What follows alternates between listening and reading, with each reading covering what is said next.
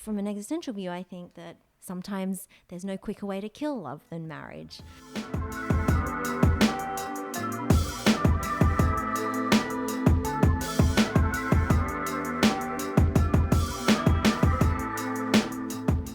Hello and welcome to Read, Learn, Live, your book club discussion times 10. I'm your acclaimed host, John Monaster, and I'd like you to join me as I take a deep dive into the world of literature. Welcome to episode 2, where I'm delighted to have the opportunity to speak with author Skye Cleary. Skye Cleary, PhD, MBA, is a philosopher and author of Existentialism and Romantic Love, published by Palgrave Macmillan in 2015. Skye teaches at Columbia University, Barnard College, the City University of New York, and the New York Public Library. She is also the managing editor of the American Philosophical Association's blog, an advisory board member of Strategy of Mind, a co-founder of the Manhattan Love Salon, and a certified fellow with the American Philosophical Practitioners Association. Her work has been published with TED-Ed, Ellie Review of Books, The Huffington Post, The Conversation, Business Insider, New Republic, The Philosopher's Zone, Your Tango, Aeon, and others. I hope you enjoy the conversation as much as I did. Great, so I'm here with Skye, author of Existentialism and Romantic Love. Skye, say hello. Hello. Hello and welcome. Thanks so much for coming on Read, Learn, Live. I'm really excited. Yeah, thanks for having me, John. Yeah, and this has been a long time in planning. So again, this is even more exciting for me to finally make this happen. And Skye's written a wonderful book. So I want to really dive right in and kind of talk, before we get into the content of the book itself, I thought it would really be helpful for people if you could just sort of summarize at a high level, what the book is all about. So there's this ideal that romantic love is about finding the one and living happily ever after. But the reality is that there's rarely one, it's rarely happy, and it's rarely ever after. Yeah. So what my book was aimed at, it was really exploring this question. And a lot of the existential thinkers, their ideas are that exploring these questions. And they really emphasize that there are a lot of pressures around us, whether it's from society or family or Hollywood and romantic comedies about what romantic love should be like. And I really was attracted to the idea of existential authenticity, to think about what is meaningful for the individuals and kind of clearing out all those external pressures about telling us what we should be doing and thinking for ourselves about what sort of relationships we want to create. Great. So before we dive too deep into my questions about the book, I wanted to kind of get to understand a little bit more about writing and the writing process, because I love writing. I don't know if I'm that great at it, but I enjoy it. And I'm just curious to always hear about what people went through when they did something as monumental as writing a book. So I want to kind of go back to the very beginning and ask, what was the genesis of the book? Why did you decide to write a book? There's a lot of ways to present different ideas that you have about this. Why a book? Well, the book came out of my PhD. So I guess the genesis of that is, why did I do a PhD? Right, which, to go back far enough. Yeah, so I'll try and give a quick overview. But I guess it came at a time when I was asking a lot of questions about relationships and what relationships should be like. And it actually started during my MBA, of all places, where I did my MBA in Australia at Macquarie Graduate School of Management. And they taught a lot of kind of philosophy-based subjects, things like existentialism and entrepreneurship and foundations of management thought, which was very philosophical based. But I had a lecturer who was started to talk about Simone de Beauvoir and Jean-Paul Sartre in the workplace. And I was just fascinated by this idea. And so I asked her more about it, and she gave me a list of books by Simone de Beauvoir, and I read the Mandarins, and I was hooked. And then a book came out not long after that called Tête-à-Tête by Hazel Rowley. And that was all about the relationship between Jean-Paul Sartre and Simone de Beauvoir, and talked about their biography and philosophy. And that they seem to be asking or dealing with similar concepts that I was dealing with, like how free are you in relationships, or what kind of compromises should you and do you have to make in relationships, and so that kind of started me questioning. And then one of my professors said, oh, you should do a PhD, and I'm like, oh, that sounds like a great idea. So I was really excited about that. So that's how that started. And then after I finished my PhD, which let's just skip over like 5 years. Sure. Done. And so then I took a bit of a break and watched it on my bookshelf, my PhD bound on my bookshelf, collecting dust, and thought about a book proposal and was overthinking it. And then one of my friends said, Skye, just stop it. Come on, just submit a book proposal to someone. So I did. And that was with Palgrave Macmillan, and they were really great. Awesome. So how much changed from that PhD thesis to the book itself? I mean, was it generally it's the same ideas within there, or was there a big shift in the layout and structure and ideas contained? The ideas were very similar. So it was a little bit of change in the structure and definitely smoothing over the writing a bit to make it from super academic to academic, but like bringing in a little bit more, just smoothing it over and making it more readable. Yeah. And that's actually one of the things I think the book does really well, is walk that fine line between being academic and being sort of able for a more general audience to read and understand from. So which is really important, because sometimes people get lost on either end of the spectrum, I think. So really, you wrote most of this then as a PhD student. And so your writing process might be a bit different from other writers who are doing this later or different parts of their life. But I'm still curious. I mean, what was it like while you were actually writing it as a PhD student? What was your process? Yeah, so I guess from the beginning, I always dreamed of turning it into a book. So it started from that process fairly early on. But I guess I did it chapter by chapter, and so each of my chapters in the book focuses on a different philosopher. So basically, I read as much as I could about each philosopher. So, for example, for Simone de Beauvoir, I read everything I could get my hands on in English, and I just read everything. And whenever I could, I bought secondhand books so I could scribble all over them and underline things and take notes in the margins, and then after each time I'd read an essay or a book, then I'd consolidate my notes and quotes, key quotes, into a Word document. And then once I'd read everything I thought I wanted to read enough to start writing the chapter, then I would print it all out and kind of actually get the scissors out and chop it all up. And it almost became like a jigsaw puzzle where I was trying to look at what the themes are and juggle the structure in my head. And I'd get big notebooks and write and have post-it notes on things. And I've got a big mirror in the apartment, and I'd be scribbling things on the mirror with a whiteboard marker. And just so that was that's probably the most exciting part of the process, thinking through the structure and what are the ideas and what's the argument. But it's also one of the most stressful parts of it, because sometimes it feels like no matter how hard you go at that process, sometimes you just need a break from it. And it's when I'm out, walking somewhere or in the shower or doing something else, that something kind of clicks and I have an idea, oh, I wonder if this kind of structure would work. What about writing do you think a lot of people think they know about, but in reality maybe have wrong? Maybe that it's easy. Writing is so hard. Yeah. It's so hard, and it's and I guess I have this idea of great writers just have all these words in their head and it comes out, but really it's so hard and so challenging, and there's so much judgment I think that goes on. Well, especially in my brain, that's just that I have to overcome kind of those internal chains in order to be able to just get the words out on paper, and try and save my judgment for later when I go back and edit it. Yeah. There's a great book called The War of Art, I think it's called, instead of The Art on War, The Art of War. And it talks all about those blocks that we have, creative blocks that we have that kind of get in the way of us being able to produce. On that note then, what would you say to an aspiring writer that came up and asked for some wisdom?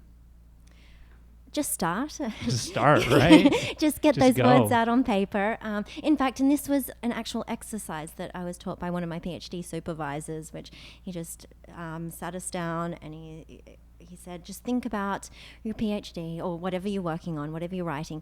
And he's like, just write. you're going to spend the next 20 minutes just writing. Just do this like stream of consciousness onto the paper and just get it out, and don't stop yourself. Like, force yourself not to stop. Yeah.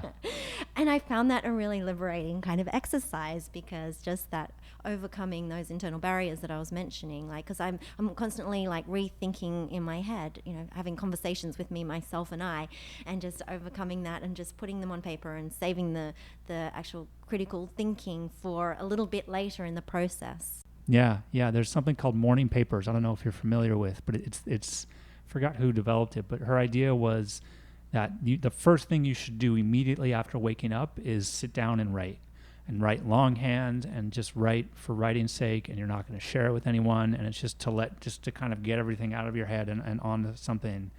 And and I did it for a little bit, and it's very powerful, because it really does just both get you more comfortable with writing, and it just helps you just think about everything going on in your life and get it all on paper, and not let it keep you from carrying that baggage around in your head. So that's great. So I want to move on now to some of sort of my bigger questions about existentialism and the book itself. But first, I found this piece that you wrote for HuffPo on cocktailing in New York City while I was researching, and you wrote this great quote, which is, "You might not love every cocktail you try, but often we learn more about ourselves from what we don't like than what we do." And I really love that quote. So maybe can you talk about how that relates to existentialism and romantic love? Yeah, I think that was partly inspired by Simone de Beauvoir, because she talks about we only discover who we are, and we only take on shape and existence by throwing ourselves into the world and by loving and doing. And I found that really a powerful idea, and it comes back to the existential idea of existence preceding essence. So we exist first, and we create our essence and our being, and we become by actually doing things. So existential philosophy is a philosophy of action. So what they say is, when we do things, like when we try things, that's how we learn about who we are. Because quite often we have this idea that, we've got to go and find out who we are. And like, it's this idea that we have something inside that needs to be discovered. Whereas existentialism is the opposite. It's like, let's go and do things and then figure it out as we do them, as we throw ourselves into life. Huh. That sounds like a very startup idea, right? The idea of there's a lot of startup companies that are very much like, just go and release your application to the world and then iterate from there. Don't worry about spending a year making it perfect. Just release something, get some feedback, and then move from there.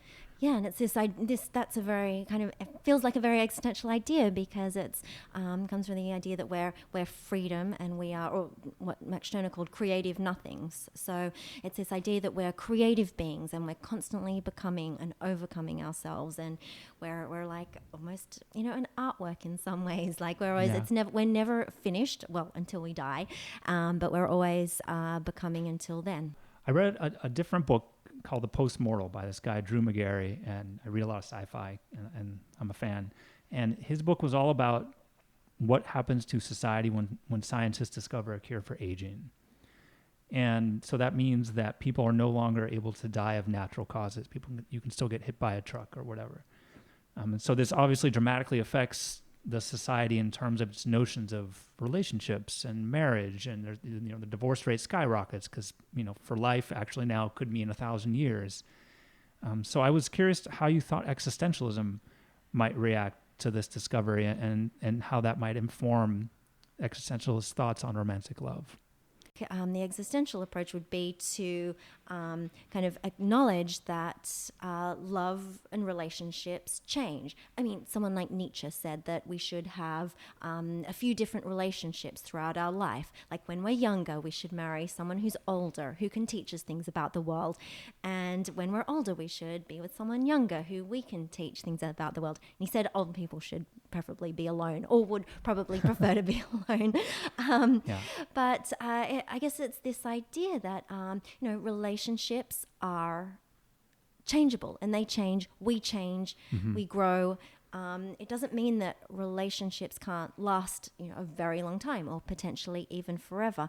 But there's this idea that with romantic love, or at least the way I conceive of romantic love, is that it involves sexual desire. I mean, whether or not it's consummated is a different matter. And it involves the hope that it will last. I mean, maybe not forever, but certainly beyond the night, which is what differentiates it from lust, and its appreciation of an individual and their unique qualities. So there are some of these things that I think, neuroscience is making lots of discoveries in this area, and I think some of the latest studies show that this kind of dopamine rush of love-fueled intoxication lasts somewhere between 6 months, maybe 2 years if you're lucky, and then that desire wears off. Now, maybe you say, well, that's just sexual infatuation. But what it's saying is that, okay, well, romantic love, maybe that sexual desire does come and go, but maybe it wears off eventually, and it does tend to wear off eventually. But let's not think that that's a bad thing or that's the end of the world, because relationships evolve and they evolve into other things. Maybe it's companionate love and friendship or conjugal love, and they're great relationships too. But when you move out of that, if you aren't, sexually attracted to the other person anymore, then maybe you can't call it romantic love anymore, and it's a different sort of relationship. But just acknowledging that that relationships do change, and that relationships are rarely romantic for life, but that's okay. Why would we don't need them to be romantic for life. Yeah, that's a great point. You mentioned that the book is specifically about heterosexual couples and heterosexual love, and obviously a great deal of the writings you examine were written long before today, back when homosexuality was immoral, illegal, otherwise probably not a great thing to write about. So I'm just curious, and I know I'm making you project here, but I'm curious what you think about the philosophers that you examine would have done, and if they were allowed to talk about homosexuality, or if that was a much bigger part of society, and whether you think how you think that would have influenced the work. So, and in fact, Simone de Beauvoir does write about lesbian loving in The Second Sex. She's got a whole chapter on it. And I think a lot of the principles in terms of existential loving do apply. I mean, the definition I gave earlier is not gender specific. What's important is that we're free to choose the sorts of relationships we want to pursue, whether it's with a man or a woman, but allowing people the freedom to be able to choose those relationships. So with the US Supreme Court's decision last year on same-sex marriage, that supports individual freedom to choose who to marry. And I think the existentialists would have been in favor of that. Okay. So several of the philosophers, definitely in some of the earlier chapters, warned of becoming slaves to material gratification and being controlled by your passions, and otherwise falling into hedonism. And I've read some of the Stoic work, and it really seems very similar there. Seneca talks about some similar concerns in the search for meaning. Am I kind of correct there? How are existentialism and Stoicism similar or different in regards to these ideas? Yeah, there's definitely some overlap in some ways. So, for example, think about you're walking and suddenly there's a craggy mountain in front of you. So, and you say, oh no, I can't get to where I want to go. So Jean-Paul Sartre, this is one of Jean-Paul Sartre's examples, and he said, well, we have to choose not to want to go over the mountain. Whereas, like Simone de Beauvoir said, well, that's kind of a Pyrrhic victory if you just have to change your mind and not want something. So I'm kind of more with Simone de Beauvoir on this, that, and she talked about it particularly in terms of women's oppression, like just to passively accept that you can't change women's oppression is not good enough. So existentialism is very much a philosophy of action, and I'm no expert on Stoicism, but from what I understand, it's a little bit more of a philosophy of resignation, whereas it's trying to define what is within our control and what is outside our control. Whereas I think the existential view is much more inclusive, saying that there are a lot of things inside our control. So, for example, if a train's running late, maybe a Stoic would say, well, I could get upset about this, but there's nothing I can do about the train running late, so I've just got to let it go. Whereas an existentialist would perhaps ask, well, why is the train running late? Is it because the track broke because there's not enough state funding to maintain it? Well, maybe I should get into politics and actually campaign to keep the trains running on time. So I guess the existential view is that there's usually something you can do. I mean, maybe you can't control earthquakes, or I think Simone de Beauvoir talks about grasshopper plagues and things, although that's changing now too. Because yeah, we're getting there, I was about to say. Yeah, we'll get there. Yeah, so maybe we are responsible for these kind of things, and maybe we should go and do something about it, join an environmental group, or campaign for what we believe in. So I think for the existential thinkers, Stoicism doesn't take us far enough, and we should be passionate and engaged in trying to change the world for the better. And I think that's a really important message, because I think that's one that people would not necessarily associate with existentialism always, right? Maybe that's not your first thought. And I think that's a really, especially your train being late example, since that happens all the time to me, that's a really great way of putting it. And it's funny because I think for myself, I often resign myself to what you would call a more stoic viewpoint, which is like, there's nothing I can do about it. I should accept it and not be frustrated because I have no control. So I think it's very interesting to think about it from that different perspective, which is, well, maybe I should try and exert some control somehow. Maybe I shouldn't give up on the things that are too difficult. So one of the things that, and you said Stirner, so I'm gonna work on my pronunciation too. He said that we are perfect, and we are all that we can be, and we never need to be more. And again, these phrases really remind me of, or not that they remind me of anything, but that they don't sound existential to me. They sound very much like, we'll be, like we're fine the way we are. And that's even to go a little bit about what we were just talking to, right? It's Stirner is saying we are perfect, everything is great. I don't know. I guess I'm just curious about how that fits in terms of existentialism, and maybe what are some, and then at a higher level, what are some common misconceptions people might have about existentialist philosophy? Yeah, so Max Stirner, it's a little bit controversial to call him specifically an existentialist, and I probably wouldn't do that necessarily, but in my book I talk about people who contribute to existential thinking, and I see him as one of the main precursors, along with Søren Kierkegaard and Friedrich Nietzsche.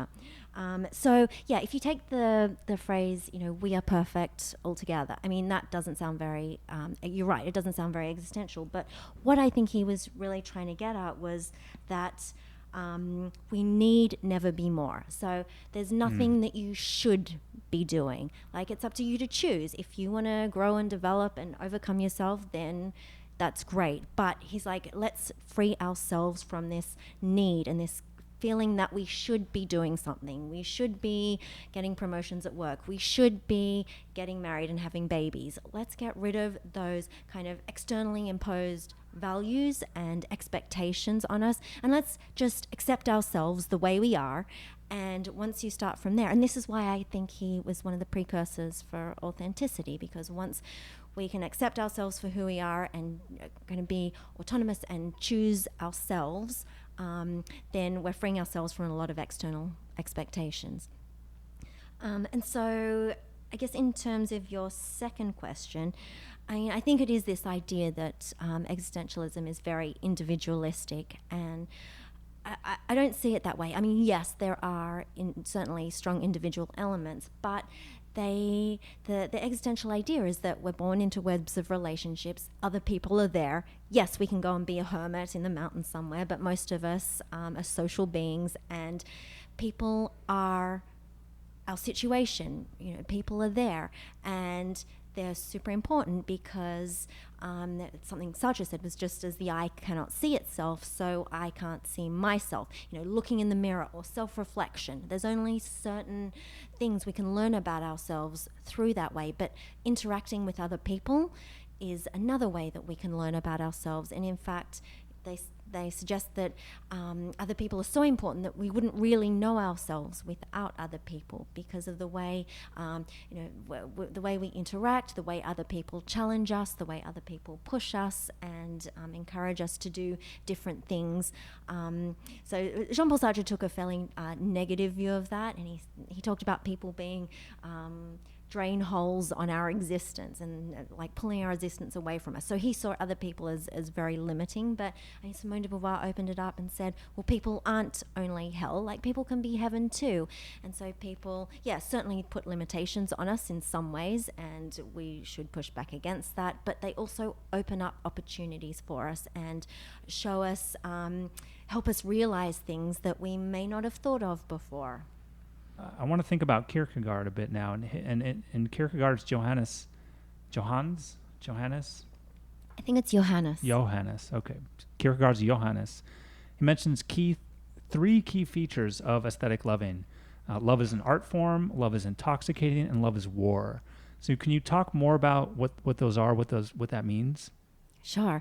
So I'll start with love is intoxicating. I mean, I think he's just there talking about, that euphoric feeling of falling in love. It's the dopamine or the cortisol or whatever those chemicals swishing around in the brain are.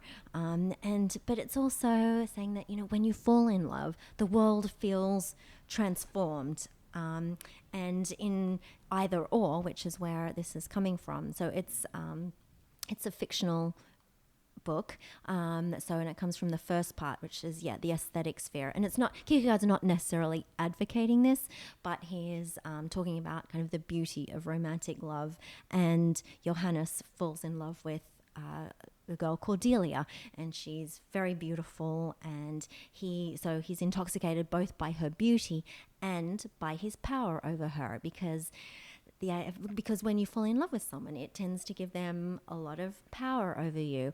And so he is really, he really gets excited by this idea of making someone fall in love with him. And this is why Kierkegaard also spoke about love as war. But it's this idea that to love is to make someone fall in love with you, and so it's kind of a battle of strategizing and outmaneuvering and seeing what you can do to make them fall in. So it's a kind of a negative view of love, but he also talks in this in the aesthetic sphere as love as being like an art form. It's something creative. I mean, and this really resonates with me, because when you're in love, you're always thinking about fun things to do, like how can you show the other person that you love them. So I love that idea that the relationship is something that can kind of be sculpted and created. It's very poetic, but and Kierkegaard, it wasn't Kierkegaard's final word. He said, that's all good and well, but it's a very hedonistic kind of attitude to love, and we actually need to be more ethical and get married and ultimately move to a religious sort of sphere where we love everybody. Sartre mentions that we have a conflict of interest when we self-reflect, and romantic relationships can be helpful in better understanding ourselves. What are some examples of that conflict of interest, and why do you think it's so hard for us to be honest about ourselves?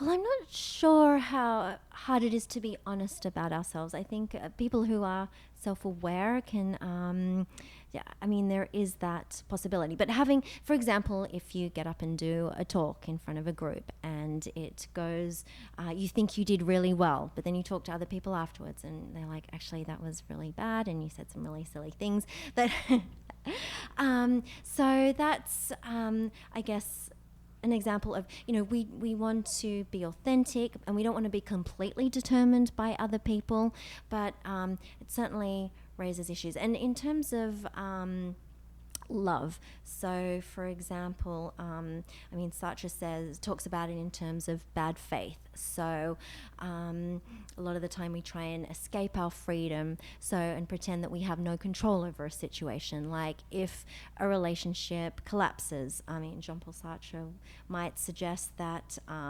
it was because maybe we didn't behave lovingly enough, or he kind of puts the control back into the hands of the individuals. What's important about other people, and certainly in terms of Jean-Paul Sartre's view, is like we can have a simple self-reflection, we can have deeper introspection, but there's a part of our existence that we can only learn through other people and through how other people see us. So Simone de Beauvoir said that when women are free from oppression and dependence, that and they're able to pursue those same opportunities as men, that's when authentic loving will really be possible. And so, women have obviously made a lot of gains since that was written. Do you think that she was prophetic in that writing, and in the sense that, the more authentic loving has actually happened? Yeah, I think we're a lot freer than we ever have been before to choose the type of relationships that we want. Same-sex marriages. Certainly not everywhere in the world, but where, I guess in the Western world, we are more free. And some cultures still are very restrictive, but we're getting there. And I think that's really important to get rid of laws that restrict which adults are allowed to love which other adults. And so, there's still a very dominant idea of that marriage is the ideal. So with this Supreme Court decision, it was like, oh, the highest ideal of love is marriage, or to be condemned to a life of loneliness, or wording something along those lines. But which I find interesting, because instead of, certainly it's a big win to allow people of the same sex to marry one another, but it's still encouraging the idea that you have to get married or you're a failure in society or there's something wrong with you. So I think that we've still got a fair way to go to be, accepting of the idea that, some people want to be in a relationship but don't want to be married. We've got a whole system set up behind it in terms of legislation and tax laws and things like that, and to treat unmarried people in a relationship equally to married people. So, there's still a long way to go there. To kind of wrap up this section, I wanted to think about what are some of the key lessons people can take away from the book, and how can people apply those lessons going forward in their own romantic encounters? Okay, well, I think first of all, from an existential view, just thinking about love as a choice. Maybe we can't choose who we're attracted to, but what we can choose is our behavior, and we're responsible for our behavior. So we may see someone attractive walking down the street, but we can choose whether we want to go up and talk to them. We can choose whether to ask for their phone number or ask them on a date, or choose whether to go on a date with them. So there's our behavior is within our control. So focusing on the idea that loving relationships, there is a lot that we can choose about it. And I think secondly, it's recognizing that being in love can be very anxiety inducing because there are a lot of unknowns. We don't know whether the other person loves us as much as we love them. We don't know how long we're going to stay in love or be in the relationship. And if we're free to choose to be in a relationship, then we're also free to choose to leave it, or the other's free to choose to leave us, and that's pretty scary. And it's also the recognition that marriage doesn't necessarily make love stay. I guess there's this dominant idea in a society that, we should be married based on love. You fall in love, you get married. That's kind of the norm. But from an existential view, I think that, they highlight that sometimes there's no quicker way to kill love than marriage. And marriage is romantic love is plagued with a lot of insecurities, and we tend to get jealous and possessive. But for authentic relationships, I think the ideal is to try and let go of being controlling and possessive, and respect one another's freedom. I think a third point is recognizing that soulmates don't exist, that there isn't this idea of, we shouldn't be looking for finding the one and our perfect match, because no one can complete us, or at least not for long. It might seem like that at first, but there is no such thing as another half. And just recognizing that romantic love won't last forever.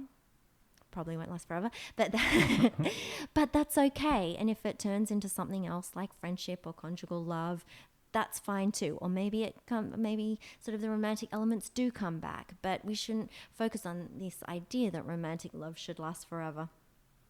The fifth point is, I think, strive for authenticity. I mean, in relationships, sometimes we tend to forget ourselves or define ourselves in and through the other person. I mean, certainly relationships call for making sacrifices, and it's important to have shared goals, but it's also important not to compromise your individuality, and to keep pursuing your individual interests and your passions, and don't collapse into the relationship, and kind of have a diversity of projects. So I think that's really important too. And I love Beauvoir on this when she talks about love as a mutual recognition of two freedoms. And I see this as the idea that love should be about supporting one another's flourishing and being encouraging to one another. And that requires, a lot of generosity, and there's always this temptation to rob one another of our freedom. But I think authentic relationships are mean that we have to kind of resist that temptation to always want to control the other person. Okay, so moving on, I asked you about picking another book, and a prior guest, I love the way he put this. He called it his book's date to the ball. So I asked about a book that was similar in the sense that it talked about some of the same ideas and concepts, and you picked a book called The Course of Love. And I just wanted to start off by asking you why you picked that book and what it's all about. Yeah, so it's a new book, and I just read it, and I wrote a book review of it. And I think that, de Botton is very critical of this romantic ideal of finding the one and living happily ever after. So I think there's a similarity there. But what I found interesting about The Course of Love is that he wants to defend marriage and says, yes, love wears off, but we need to resign ourselves to a person and kind of take a stoic attitude to our wedding vows and say we're going to make each other miserable, but let's just make this happen. And there's a lot to be gained from being in a marriage. It's this, understanding your own flaws and learning from another person. And so I think that there's, this idea of, growing together and, having a family together. And they're all very tempting options. But so I agree that there's not a soulmate out there who can fulfill our deepest desires and complete us. But I think the existential idea would reject that marriage is an admirable thing to lock ourselves into, because it's an externally imposed system that and by getting married, we're kind of giving up some of our freedom. So it sounds like de Botton is sort of trying to reframe marriage so that maybe people are better prepared for it and able to understand what it's actually all about, but sort of that he's still working in the system is your critique, and you want to think, let's tear the system down and come on and try and be more equitable and allow all arrangements, and not as a society kind of pick one thing as the right thing for people to do. Yeah, exactly. And he says, let's lower our expectations about marriage and realize that we're going to argue a lot. But I guess I want to say, fine, it's free to choose. We should be free to choose marriage if that's what we want, but we should also be free not to choose marriage and to still have intimate relationships, and not, to be condemned to loneliness, as, the Supreme Court statement said. But it should be, or if we want to choose to be single, that's fine too, and we shouldn't be condemned for being single. So I guess I want to open it up to have different types of relationships options. Single, married, or other long-term relationships or short-term relationships, if that's what you want. Yeah, he does have his characters cheat on one another. I think at least I remember the husband cheats, I think, and the wife was maybe, I don't remember if she ends up or not. So it sounds like at least he recognizes that those other relationships happen, but that's maybe more lust. Yeah, so I guess that's a recognition that there are other people out there who we may be attracted to, and that's normal and it's okay. Yeah, and I think that there's a suggestion that she may have had a relationship with someone else, but it doesn't specify that. But I think the biggest reason, I think, why people are still clinging to marriage is because it seems to be a good way to raise children in a stable environment. And I think the Supreme Court decision to allow same-sex marriage is part of that, and that still provides a stable home for children. And I think Alain de Botton was also saying that we need something to hold us together in order to stick together. We need to make a promise to one another to have a long-term relationship. But I mean, I kind of see that as a false thing that's holding us together. I mean, we're saying it, we're signing a piece of paper, but I don't think that's, I tend to think that that's setting us up to fail as well. I'm not sure what the answer is, whether it's, I don't know, some people are talking about temporary marriages or commitment ceremonies in other ways. I mean, there are certainly lots of options out there. In terms of setting us up to fail, do you mean because just as easily as we can sign a piece of paper saying that we're now married, we can also, rip it up and file for divorce? Is that because it seems like, it turns out marriage was actually not that hard to do, like the actual marriage part of it? You think that kind of opens people's minds up? Well, if it turns out I don't like it, well, then I can always just walk away anyway. I don't know, maybe take some of the mystery out of it. Yeah, so I mean, it is a lot harder to get divorced than it is to get married. Okay, well, I wouldn't know either way, so good to know. Yeah, but I think that we're making a commitment. Well, I guess my problem is marrying for love. I mean, I think that's a problem. We go into marriage thinking that, this great feeling and this great sense of romance is going to last forever, and we promise till death do us part. But marriage is a commitment to another person to love them, or at least to behave as if you love them, despite whether you still have loving feelings for them or you still want to be with them. It's in sickness and in health and good times and bad. So it's almost, marriage is a leap out of love in many ways. Fair enough. So I want to move on to my thunder round, and I want to ask you just a couple quick questions and get some quick answers, and then we'll go ahead and wrap everything up. Sound good? Yes. Okay. So I love to travel, and I always love to hear other people's thoughts about some of their favorite places. So I really want to know, like, what's one of your favorite places you've been in? And it could be your hometown, and it could be somewhere next door, or it could be 1,000 miles away. Belize. Oh, tell me more. I've never been. It's beautiful. It's warm. The people are friendly. There are a lot of, I love snorkeling and scuba diving.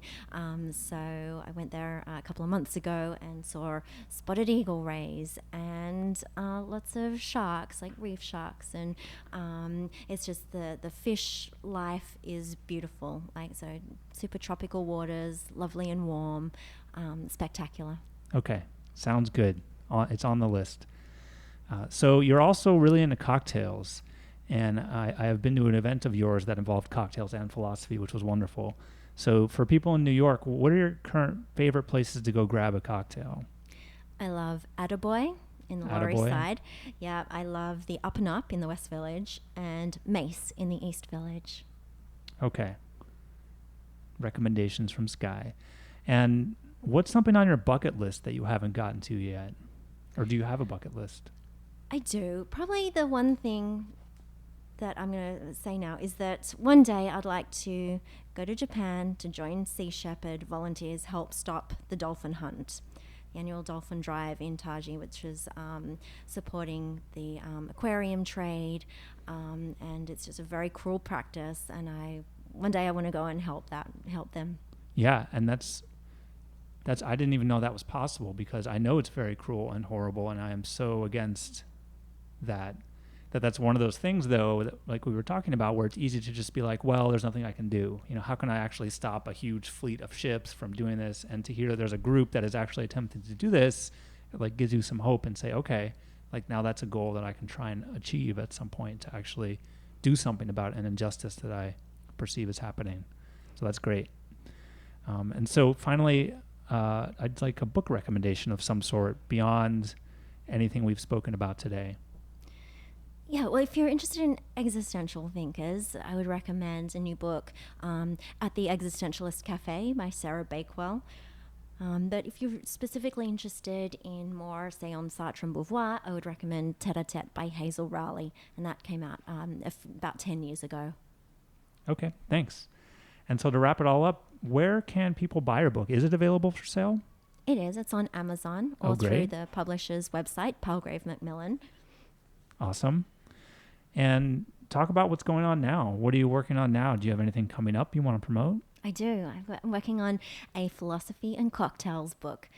Wow. So that's just in the early stages, but I'm co-authoring that with Monica McCarthy. And so stay tuned. That sounds like that book would be all kinds of fun to research. Yes.